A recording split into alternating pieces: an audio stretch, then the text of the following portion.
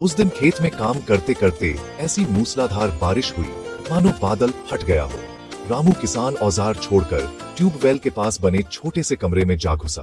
कुछ ही देर में एक नवविवाहित जोड़ा मोटरसाइकिल पर भीगता हुआ वहां आ पहुंचा। रामू ने उन्हें देखते ही अपनत्व से कहा, आओ बेटा, अंदर आ जाओ, ऐसे मौसम में बाहर रहना ठीक नहीं। उसकी आवाज में अपनापन और फिक्र थी, बिल्कुल किसी बड़े की तरह। बारिश तेज होती गई। तीनों कमरे में बैठे गपशप करते हुए बारिश के थमने का इंतजार करने लगे। बातों बातों में रामू ने बहू की ओर ताकते हुए कहा, जमाना आजकल ठीक नहीं है बहू, ध्यान रखना। गहने पहनकर बाहर निकलते वक्त थोड़ा संभल कर रहना चाहिए। शाम ढलने लगी, लेकिन बारिश थी कि थमने का नाम ही नहीं ले रही थी।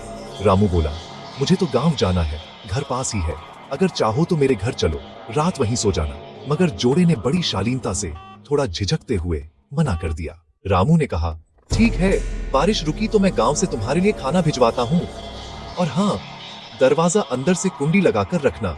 इतना कहकर वह धीरे धीरे बारिश में ओझल हो गया। वक्त बीतता गया, अंधेरा घिर आया। न रामू लौटा और न बारिश ही थमी।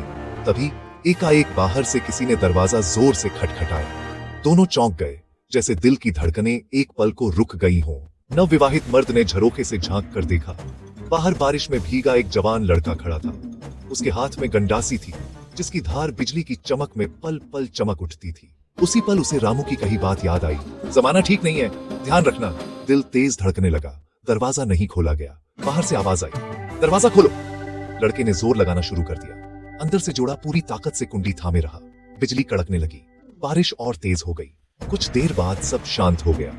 थोड़ी देर में छत के ऊपर से हल्की सी आहट सुनाई दी, जैसे कोई ऊपर कुछ कर रहा हो। फिर खामोशी। डर के मारे जोड़ा पूरी रात जागता रहा। सुबह होने से ठीक पहले फिर दरवाजा खटका तो उनके रोंगटे खड़े हो गए। पर सामने रामू किसान खड़ा था। उसे देखते ही दोनों को गहरी तसल्ली हुई।